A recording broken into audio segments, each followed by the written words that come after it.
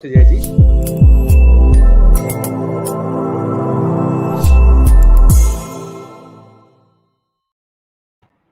Very good morning to all of you and welcome to the webinar on GovTech, Accelerating Social Protection, a pre-IIGF event. The topic is a burning issue post-COVID especially, and hopefully we will not have a third wave. But we have millions of families who have been pushed below the poverty line and they need urgent social protection. In this context, as part of India Internet Governance Forum, we are holding today's discussions.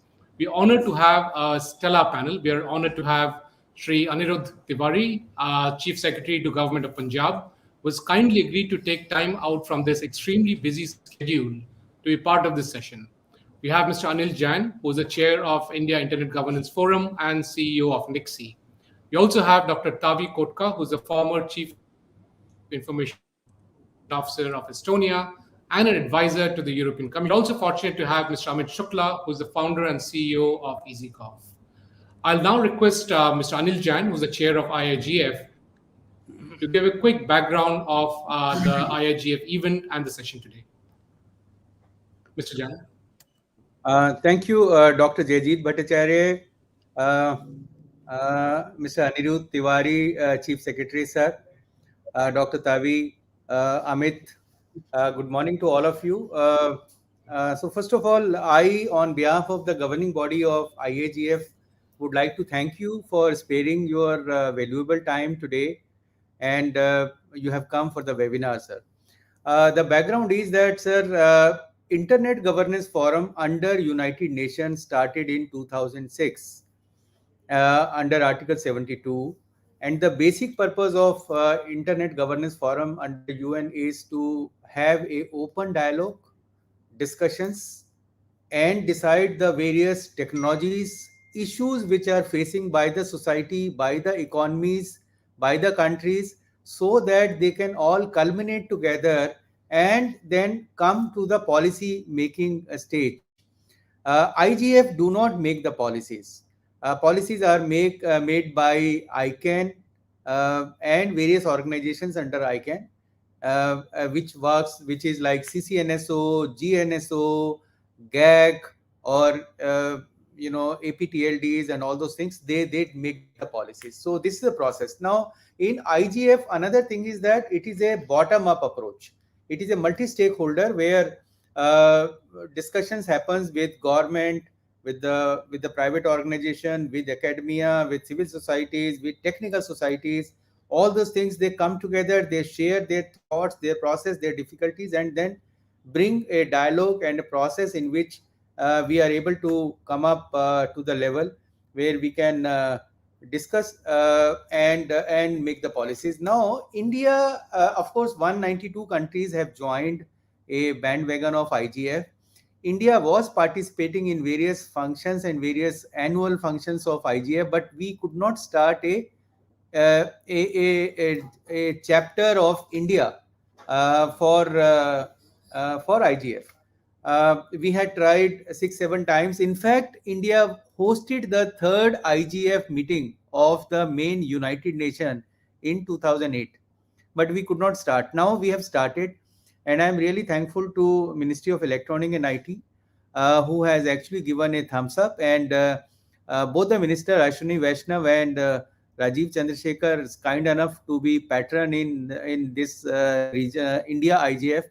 And India IGF, the whole construct is like this, that we are going to have an opening session with the Cabinet Minister and MOS, with Ratan Tata as in the attendee, and the Secretary Mighty as part of the inaugural session.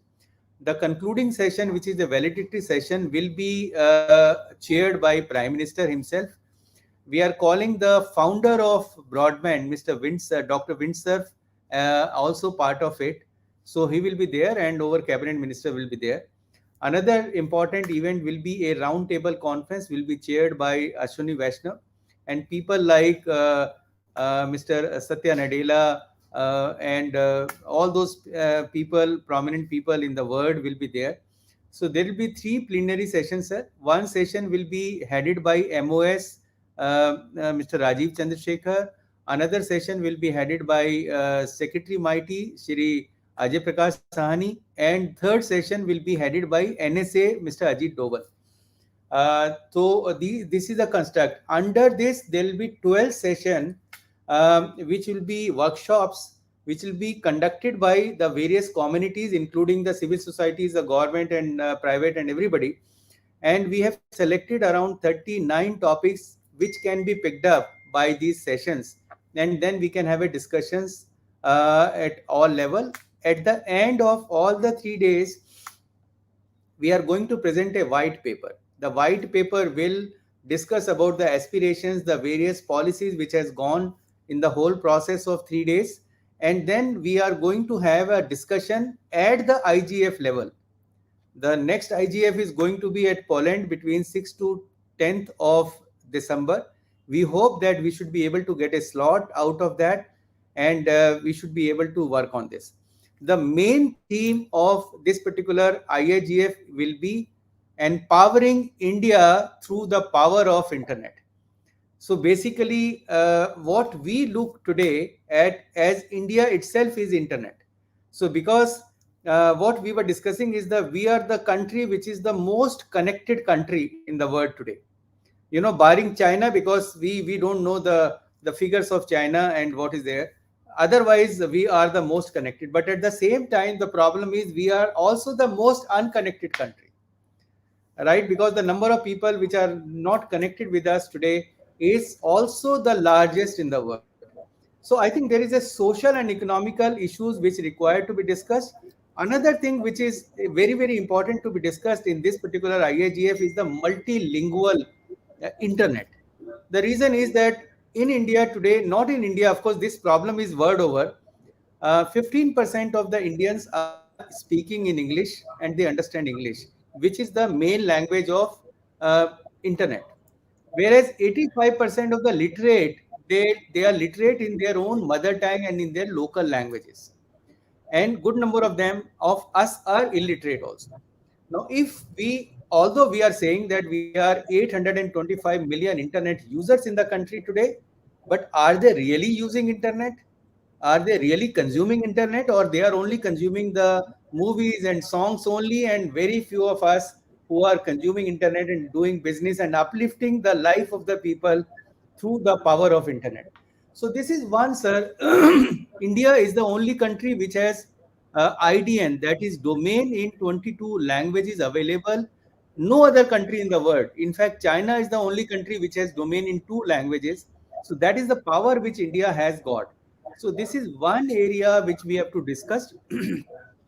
How to get all our systems, whether it is a mobile phone, whether it is a laptop, whether it is the software inside the system, whether it is the internet infrastructure which is required to be with the multilingual, has to be transformed so that each and every person in the society is able to start using internet and become part of us. This is how the GDP will grow, the quality of the people will grow. So this is one area which we feel is very, very important. We have seen that areas like healthcare, with the Arogya Setu and Covin app, which we are celebrating, and the way big work which India has done. We are talking about the various financial like UPI, which has given the highest number of transactions in the world. So these are certain demonstration which we are able to uh, make in the last few years under the leadership of Prime Minister, that this shows how a power of IT and internet can become a transformative force in the life of the people and in the life of the society. So all these aspects we are going to discuss in the forthcoming IIGF 21. It is going to be very, very interesting. I request all the people who are listening today or maybe listening through YouTube to register themselves as participant, register themselves for as a session moderator or as a speaker. And we have also called for the papers from the various academia on the subject which we are going to discuss, and we are going to make those papers also present during these 3 days event. So it is going to be a big event. I just want to inform you that till now, around 35,000 people in the country have shown interest and they have registered themselves as participants. We expect that around 3 lakh plus people will show interest, and around 100,000 people will be attending the 3 day session. So it is going to be, I may say, a festival of internet, which is going to be celebrated in India this time. And I want that all of you to be a part of it. You are already part of it, because the pre-IIGF in which we are today is also part of the IIGF working. We have already conducted 12 such sessions in various universities and colleges, and I am thankful to Dr. Jayjeet Bhattacharya, who has arranged this particular session also. So this is all I wanted to inform you about the background of IIGF, why IIGF, what is expectation out of IIGF, and what preparation we are doing. So this is a small thing I just wanted to say, because I have an appointment with Ashwini Vaishnav at around 10:40, so I have to rush. So thank you very much for patient listening to me, and I am again thankful to all the VIPs who have come: Anirudh Tiwari sir, Chief Secretary, Dr. Tavi, and Amit Shukla, who have joined us today in this particular webinar. Thank you, sir. Thank you so much. Thank you so much, Mr. Anil Jan. Thank you so much. And I do understand you have a busy schedule, so thanks for taking out the time. In that context and the background that Mr. Anil Jan has set up, and the background in the country, sir, Mr. Anil Tiwari, there's a question for you, which is, post-COVID, a section of society is struggling economically. How do we accelerate social protection for this section? What are the bottlenecks? And Punjab also has faced the same situation. So what are your plans, and what are the bottlenecks that are there, and how can technology help in this situation? Thanks, Jajit. Good morning to all of you, and thank you, Mr. Jan, for that wonderful context setting for this very, very important topic that touches all of us. Before I come to your question, Jajit, let me say a few words. So, you see, in government, ever since we gave ourselves the shape of a welfare state, the challenge for the state and the governments has always been delivery of services, government services. And right from the time of independence, I mean, it's been almost 75 years since that time, there has been an effort, there has been a struggle to reach to that common person to person at the bottom of the pyramid, to reach that fellow. And I think different systems at different times were tested, different formulations were used, decentralization of delivery systems was tried. But I think till the time that actually technology came in, the internet in one way is perhaps one of the most important inventions after electricity was discovered by Benjamin Franklin. This technology, it's the technology which has helped governments now to really fulfill its agenda, to fulfill its mandate of reaching out to the people, because it has solved a lot of governance issues also. It has helped us into reaching out to people who are most vulnerable. And it is in that context, Jayajit, that your question is extremely relevant, because it was during the COVID times that this biggest challenge came to us, because people who were at the margins, who were most vulnerable, really found themselves struggling to even get 2 square meals a day. And taking them safely to their destinations, whether it was delivering essential commodities to them in terms of food and shelter, or now vaccination. It's technology which has really helped us, and the power of the internet. Mr. Jan talked about the transformative power of internet. I think if we have to see it somewhere, it's been during these COVID times, reaching out to students, children, making sure that they don't miss out on a year. I mean, I think it's a great achievement for all of us collectively, that despite this pandemic, we were able to ensure that kids do manage to kind of just stay afloat in terms of their education requirements. And it may not have been the best solution, but in one way, it did help people, that the people did not lose, at least 1 year, and in some cases probably could have been 2 years if it was not for the power of net. And great thing that there's always a blessing in every adversity, that this pandemic really brought out was the fact that governments, the civil society, the private sector, all of us use the power of the net to deliver services, whether it was door-to-door delivery, whether it was delivery of education, and more importantly for us, whether it was delivery of the social protection that we wish to provide. I mean, rations or pensions that were given to people so that they do not slip below the poverty line, and they are not led to a position where they are struggling to stay alive. I think, I mean, within Punjab, what we really did was that we made sure, first of all, Punjab was one of the few states which came out with digital intervention pretty early. I mean, we had our own COVA app, which was designed by the Department of Governance Reforms. We actually call our IT department Department of Governance Reforms, because we believe that technology and governance reforms within the government systems go hand in hand.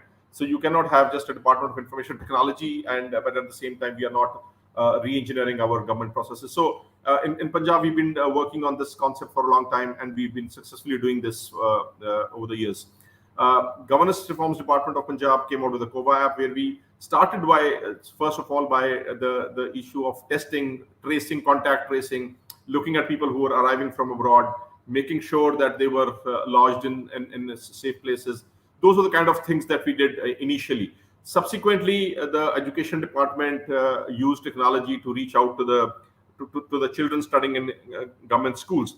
And thereafter, we also made sure that as we opened up, as we started, coming out of COVID, the mandatory curfews, we realized that life has to get back to normal. And when we were looking at that aspect, we made sure that the delivery services, people had to avail government services. They had to avail, get certificates issued from the government offices, all those things. So we made sure that all those things were then available to the citizens through an online mode. So our e-Seva app, our mobile Seva app, they were activated.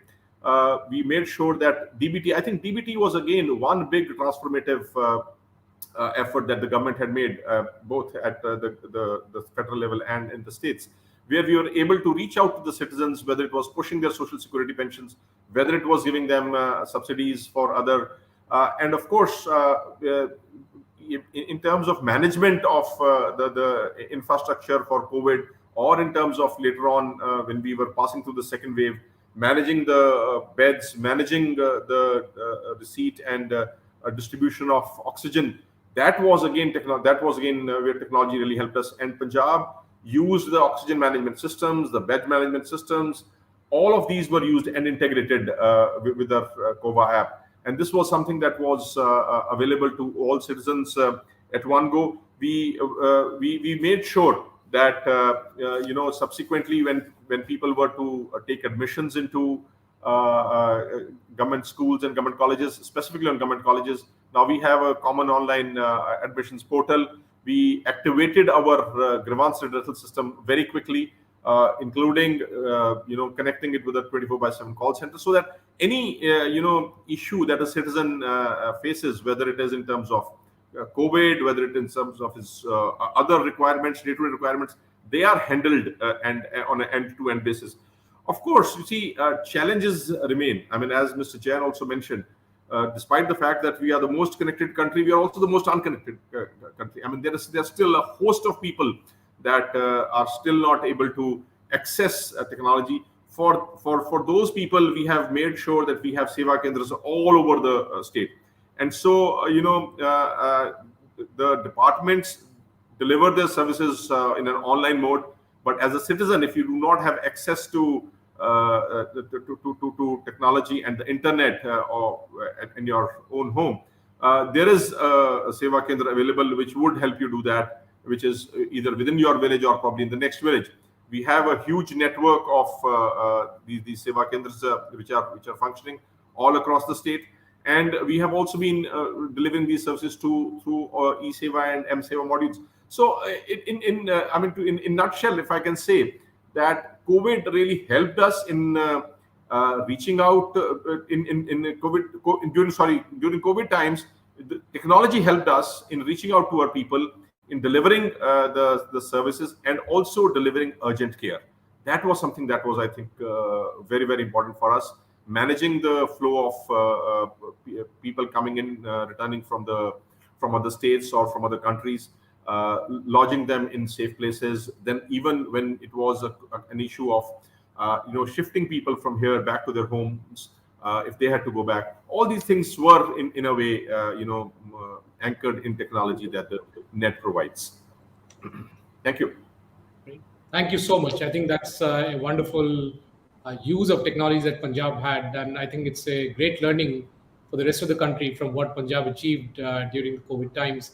That also brings me to Dr. Tavi, who was the former CIO of Estonia, and Estonia is supposed to be one of the best e-governed countries in the world.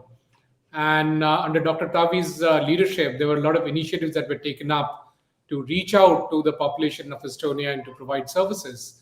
Dr. Tavi, what are the learnings that you would extract from your experience in Estonia and what you did in Estonia that the rest of the world can benefit from? Hi, good morning.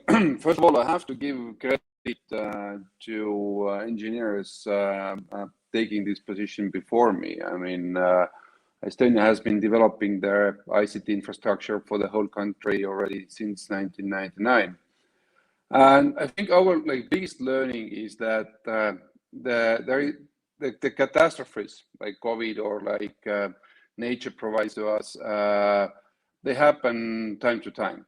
So, and obviously you need quick hacks, you need quick thinking and quick solutions when you provide these quick solutions to the situation you're having during that specific catastrophe.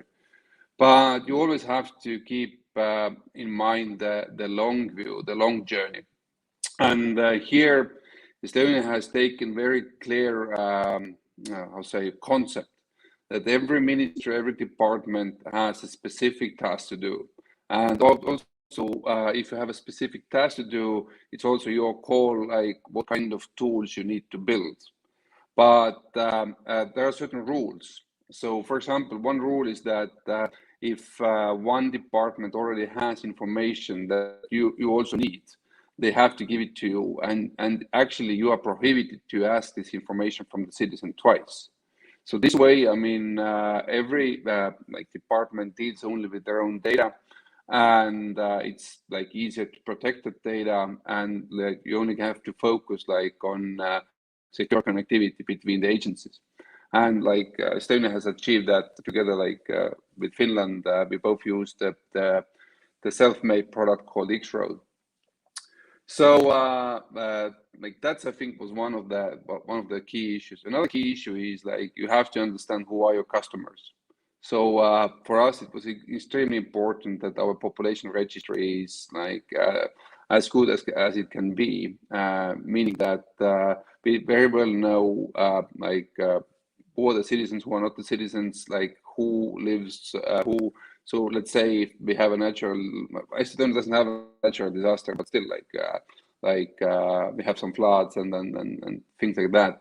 So when things happen, you really know how to quickly access those people and how to communicate with them.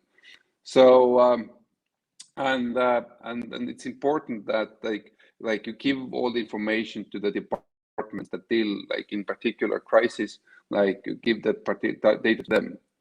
Also, I mean, the problem in Estonia is sometimes life becomes too good. So, which means that we are the Nordics, Scandinavian country, which means that sometimes people start being lazy, or they start listening more fake news, and they don't think about the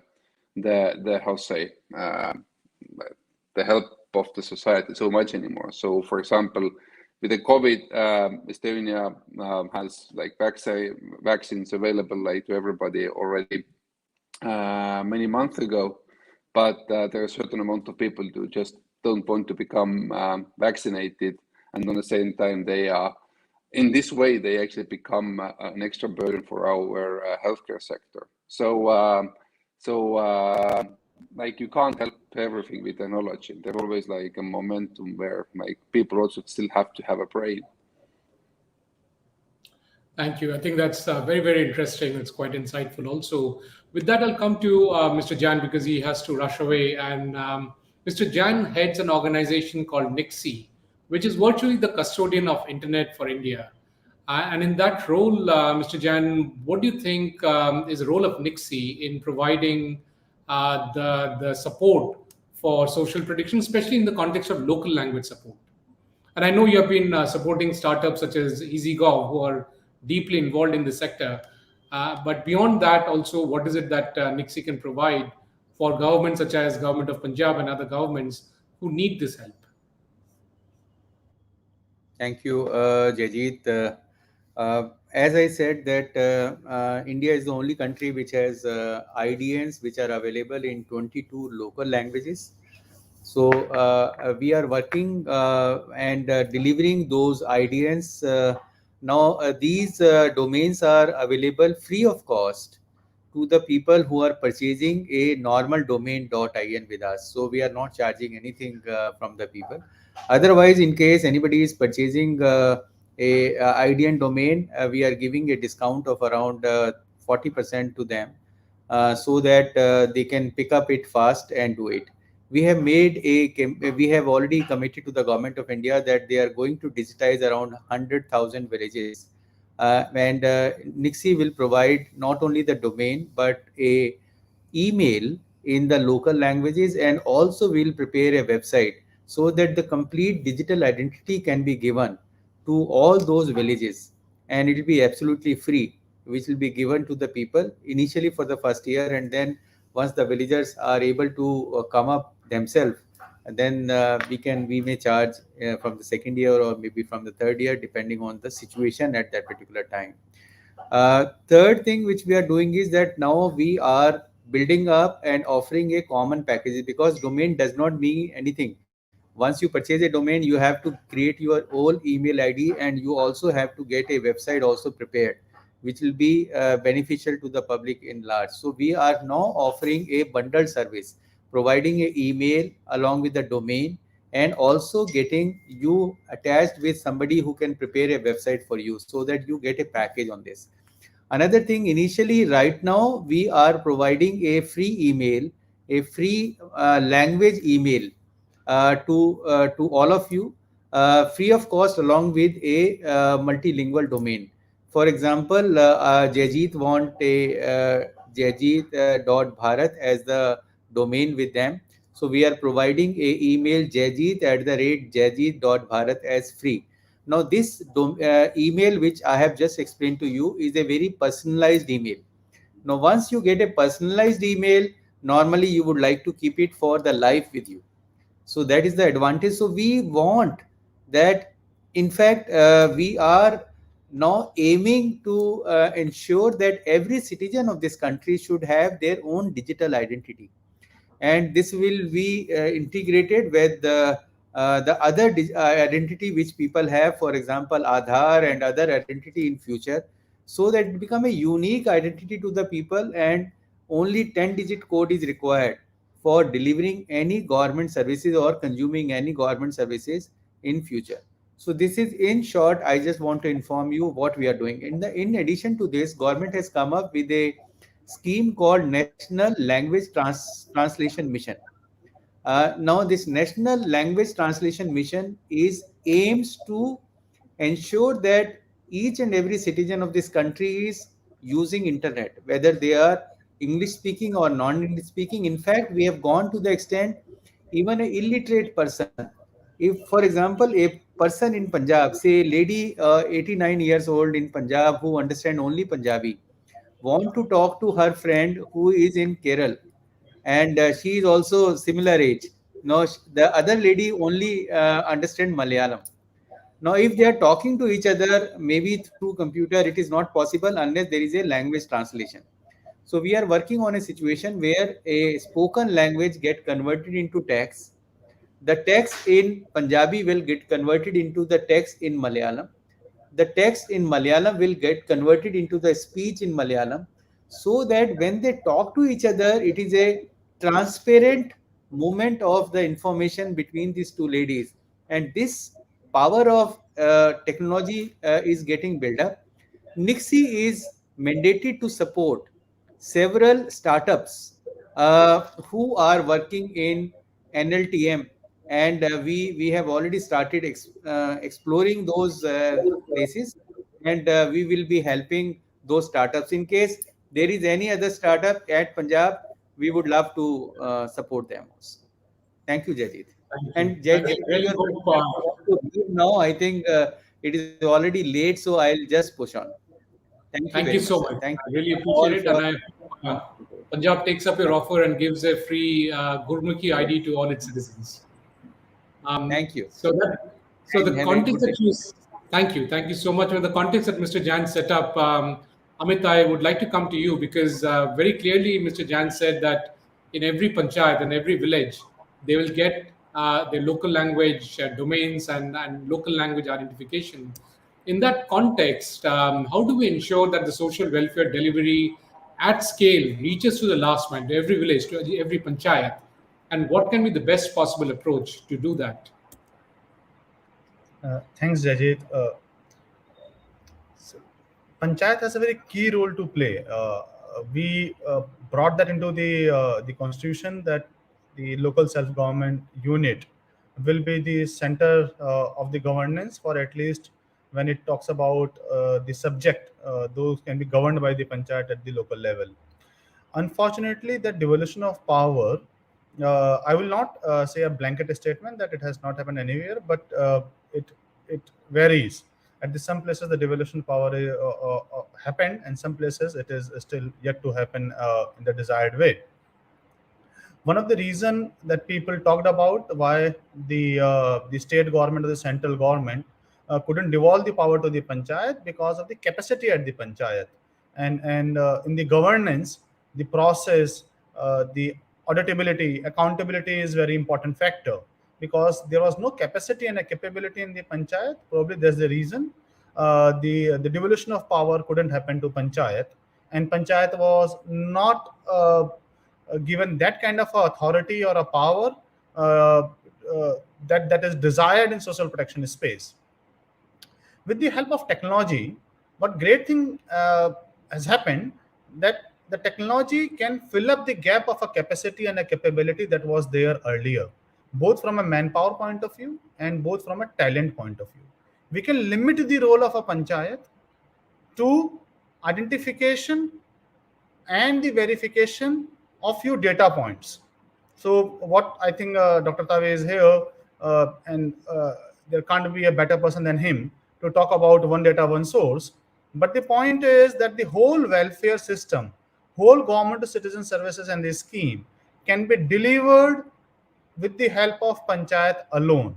When I say delivered, it is not post the selection of beneficiary, but what I'm talking about, the selection of beneficiary.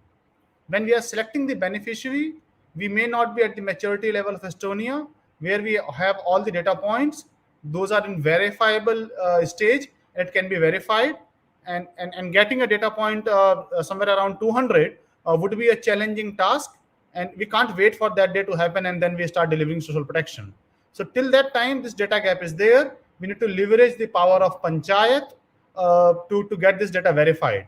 The other issues are not there because the technology, analytics, AI has helped to fill up the capability and the capacity gap of a panchayat. Thank you, Amit. That's really helpful. That brings me back to Sri Anirudh Tiwari. In fact, I've got two quick questions for you before you leave, sir. One is coming from the attendees, and the question is, how did your state undertake identification of those who required social protection during the pandemic? And I have a follow-up question post that. Sir, over to you.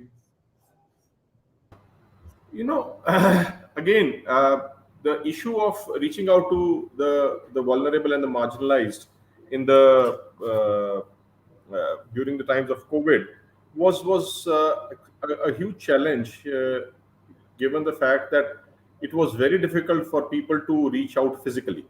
You know, given the times we had a situation where the state and the country was under a curfew, but still you had to reach out to those marginal and vulnerable people. So what we did was we drew upon a couple of databases that we already have, and one of the big databases that we were working on was the database that we had for the for a scheme that we call here, which is the Smart Card Ration Scheme, where we've provided smart cards to all the identified people who are provided subsidized food.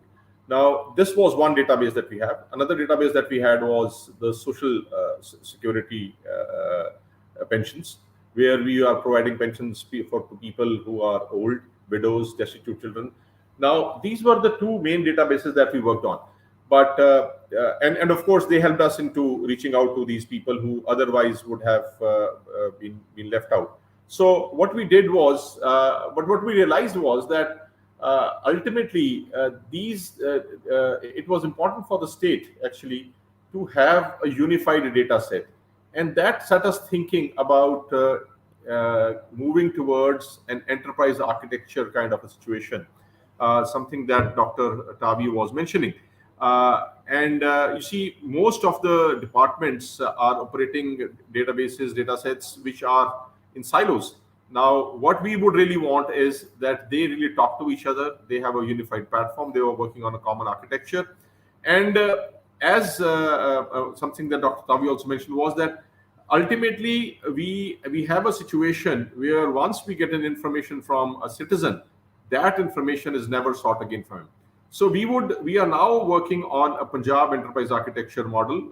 The Governance Reforms Department is working. We've already put in place a state data policy. And the effort of the state is that to learning from our challenges that we faced during the COVID times, that how we can make sure that these data sets talk to each other, and the state is able to have a very, very clean set of database available with it for its citizens. In fact, my second question was actually around the enterprise architecture, because you have been a big proponent of an integrated government. And therefore, my question basically was, what kind of enterprise architecture is Punjab adopting, and why is an integrated government critical for social protection? And what are the plans of government of Punjab in the short term? Well, I think just continuing with my answer, as I mentioned to you, the first step that we took was setting up a state data policy. Now, that state data policy, already we are actually working with JPAL, we are working with the World Bank, also piloting the implementation of this state data policy in a couple of departments. And what that will help us is to, one, set in place a common architecture, and second, a framework in which these data sets, because see, it will be a huge effort to get the entire data de novo. So what we are trying to do is use technology to make sure that we work around the existing data sets that we have, and make sure that we are able to integrate them and talk to them. Ultimately, the objective is that, first of all, key points that we have in mind is that there should be a responsibility and accountability of maintaining data. Now, if it is, for example, if it is as an individual, if it is about my entitlement for a free ration, then that entitlement should be monitored, should be taken care of. The data regarding that, whether it has been provided, not provided, when is it due next time, by the state food department. If it's about, say, the COVID vaccination, it's the health department. If it's about my social security pension, it's the social security department. But the key point is that these are data points that would be the responsibility for each of these individual departments. But at the base, the individual remains the same. So tomorrow, we would like to have a situation. Tomorrow, let's say the state government wants to push a program where it wants to identify a particular set of citizens. Let's take an example and say, for example, people who have not yet received the second dose of COVID and have to be kind of filtered out for certain category. For example, government employees who maybe needed to be fully vaccinated for being put on election duties. So as long as the data sets of the HRMS of the personal department here, the health department data set, which is looking after the administration of the COVID vaccine, as long as they don't talk to each other, it will be difficult for us to filter out. Now, the requirement of this list probably is by the election department, but the two common filters are going to come from the personnel department, which manages the HR, and the health department. So it's that kind of an architecture that we are trying to build in. And of course, we are very conscious about the larger goals, where we are looking at the Sustainable Development Goals. We are looking at ensuring that the technology and the and the shareability of that data is there for all departments. Right. I think that's extremely insightful again. And Dr. Tabi is probably one of the pioneers in enterprise architecture. But please go ahead, sir. Jayajit, I'm so sorry. I'm running late, and I'm how much that I want to stay and listen to all of you, but some other responsibilities are calling me. So thank you so much for having me, and I look forward to more interactions of this sort. And hope please do share with us your the deliberations, and we will be very happy to take up any offers. For example, that Dr. Jan was making for Punjab. We'll be very happy to take those offers. Thank you so much, Jayajit. Thank you so much, Amit. Thank you, everyone. Thank you so much. Thanks for taking out the time. We really appreciate it. Thank you.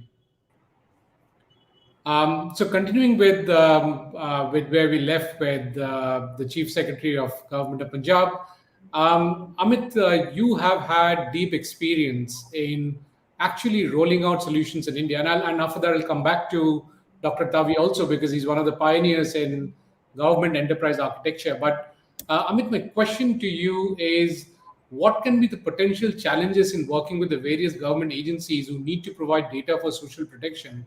And this goes beyond technology. This goes beyond enterprise architecture. It's about human dynamics. It's about department-to-department interactions. What were the problems and challenges that you faced, and which are kind of a learning that you would filter out and distill for everyone else? Sure. Thanks for asking this.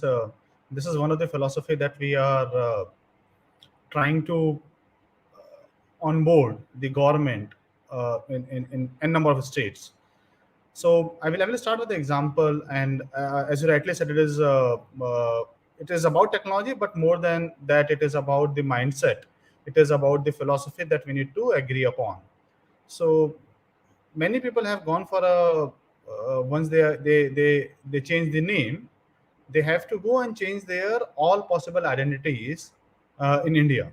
So if let's say I used to write Amit Shukla, and then I want to write now Amit Kumar Shukla or Amit K Shukla, then I have to get my PAN card changed, DL changed, passport changed, birth certificate changed, my high school mark sheet changed, my intermediate mark sheet changed, my professional degree changed. There will be 15, 16 documents. Also in India, very common that the female, they drop their surname or they add the surname of their husband as well on the top of their name. So whatever the document they have acquired before marriage, they all need to go for a name change. The genesis is because we are storing name at these number of places. If we would have stored number at only one place, after the marriage, the registrar of the marriage, or if I want to voluntarily change my name, I will go to that authority. I will change my name, and all my documents will get automatically updated. There shouldn't be a concept of having a document that I have taken a printout and stored into my Almirah. Whatever document, whatever data I need to get it that point in time. And there should be a provision that I can pull out my data by linking all possible connection.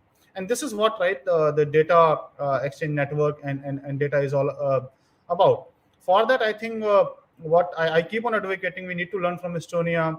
The concept like one data, one source, till the time we will not get into that philosophy completely, we start not believing it. Some of us, we understand, but we don't understand completely.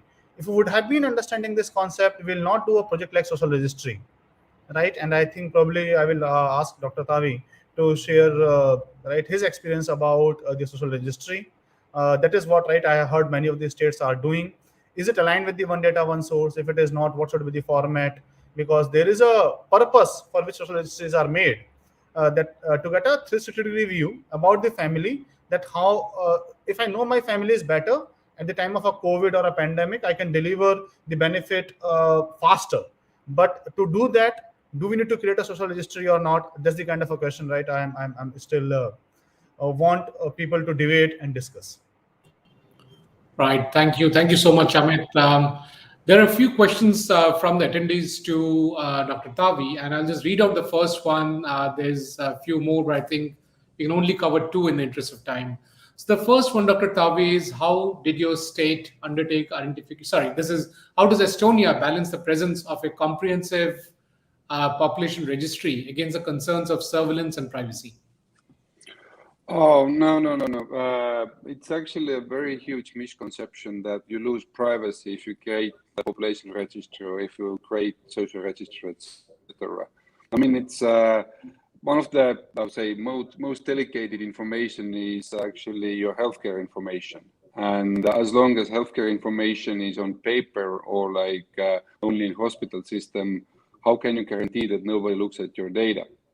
So instead of basically like thinking like about like somebody like misusing your data, you actually have to build those systems in a way where people can see who has access to their data and for what purpose. That's the same thing why European Union created a GDPR type of data protection law. So here in Estonia, it's the same thing. Like we have built all the systems in a way that people always see who has access to their data and why.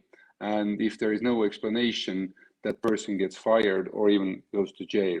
We have a case, for example, where a PR Estonian police public relation person basically looked at her boyfriend data, and that's like internal audit discovered that, and she was sentenced and sent to jail for a year. So you have to have very it's not using technology is not the solution. The solution is using technology, but also build tools and processes around it that doesn't allow government officers to, let's say, take advantage of the status that they have access to the system. Right. So the other question that is there is, what is the current approach of citizen enrollment to various social protection programs globally, Dr. Tavi, and how did one data, one owner philosophy helped in attaining that? Yeah, I mean, so definitely social register should be built. That's answer to Amit's question. Because again, it's like in private sector. If you don't know your business, like how can you create a great company? So the same way, if you want to create like very absolutely perfect like state or city, like you need to understand like what services you're providing and to whom, and not to duplicate them, more like creating I don't know, not understandable approaches. So for us, it was very clear that we need to, let's say, support other people. We need to support people with disabilities. We need to support people with not so wealthy, etc. So, and you have to keep track, so you can always count money and to also understand how much you still have to spend. So this needs to be computerized somehow, and that's why we decided to build our social registers already 20 years ago, and we still continue to do that. And it's a very delicate area, and I have seen many countries struggle with this, even with Singapore, for example, who is one of the most advanced digital societies in the world. So it's not an easy job, but needs to be done, because only then you can have a proper understanding, how you are supporting people, who has got what, and who needs more. That brings me to you, Amit. In India, there seems to be a movement towards building a family database rather than a people database. What is your views, given the experience you've had on the field with various governments in implementing your EasyGov platform? Is it a better, smarter strategy to have a people database, or is it a better, smarter strategy to have a family database? What are the pros and cons, Amit? Sure. So this is a difficult one because the definition of family itself is a very complicated, right? How to define a family? But let me start with the intent. The intent of the government is right, because they want to know not to the individual. Largely, social protections are meant for a family. For example, house, toilet, right, food. These are the family needs. It's not an individual need. So from a concept point of view, it makes sense that how much money am I spending on a family that I want to know.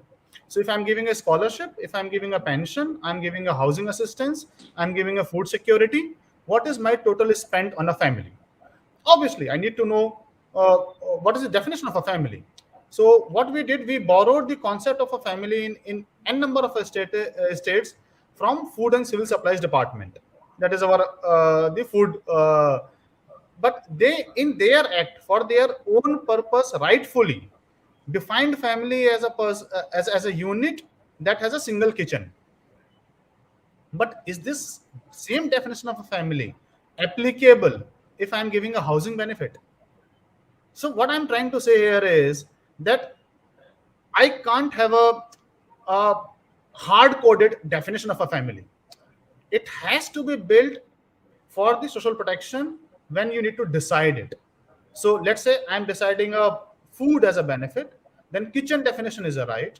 But if I'm deciding housing as a benefit, I need to say, so if my elder parents, they are living at my parent location and I belong to the very poor set of society, and me along with my wife, we are a construction worker and we are living in the urban slums, can't both of us have a housing need? We both of us a housing need. You can't say that because there is a family, I will give only one house. Either you say that you don't go out for the work, is as good or as bad is, right? So what I'm trying to say here, the intent is right, but the way the approach has been taken, that we need to first create a social registry, then draw relationships, and then have a hard coded families. That's the fundamental the problem is. Right, right. There's one more question I would like to pose to you, Dr. Tavi, that's come from one Mr. Giri. And his question is, considering cost and sustainability, a ID ecosystem in a country like India is manageable because of the scale. But in Estonia, was it very expensive? How did Estonia pull it off? What is the advice for smaller countries? I know that I shouldn't say that, but in digital world, the countries are actually the same size. So it doesn't matter, like, Estonia is 1,000 times smaller than India, exactly 1,000 times smaller than India. And don't get me wrong, I mean, like your processes, let's say your social system, etc. It's way more complicated compared with Estonia. But in digital, I only, let's say, talk about population registry or hospital system or like social registry. Those systems are actually 90% the same.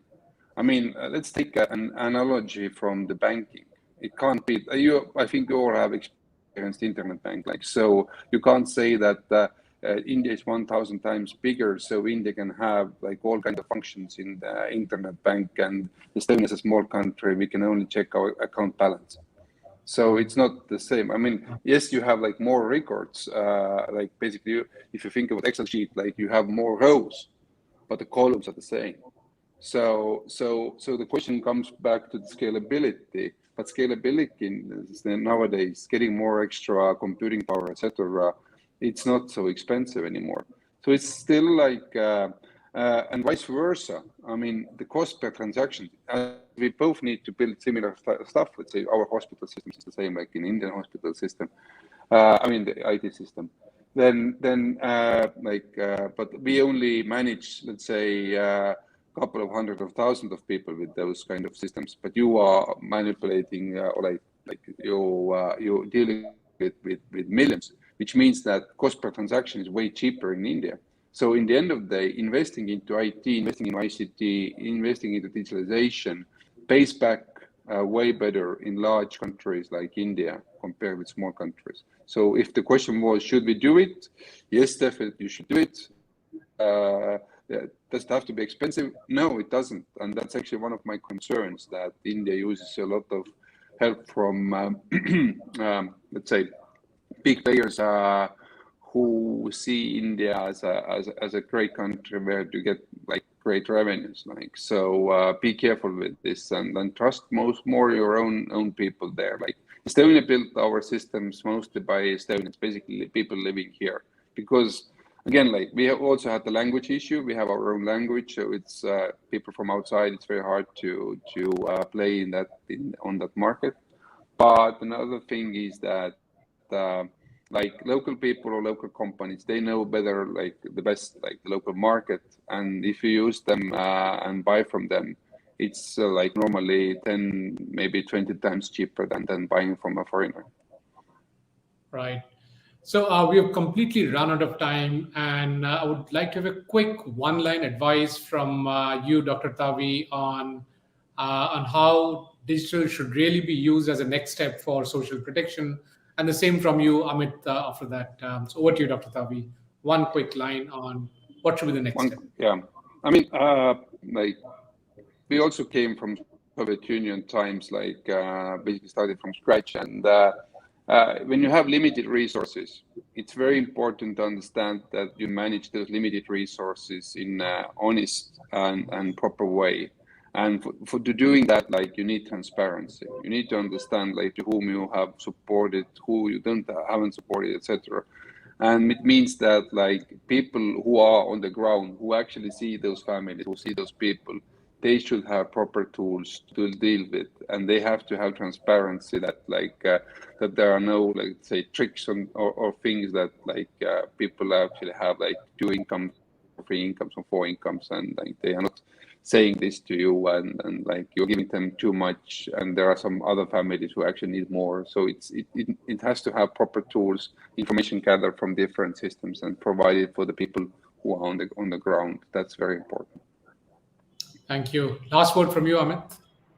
Yeah, so I think India has 250 to 300 welfare program in each and every state, and the money has divided into so much small pockets that even for a scholarship, it can go from a department of minority, it can go from a department for backward class, it can go from a department of SC/ST welfare. I can't understand this, right? If it is social protection, people need fundamentally only 5 things: health, housing, education, food, livelihood. And the purpose is to give them the livelihood to fill up the other 4 need. What we call that social protection should be family centric and progressive. Right now, it is not progressive because of these 200 and 250 welfare program. And we have to come out of this the jungle of welfare program and focus on a family more, and not get lost into how to define a family and make a static definition of a family. With the population of India, thousands of the family change every day because people get married, people die, so you can't rely on any static definition of a family.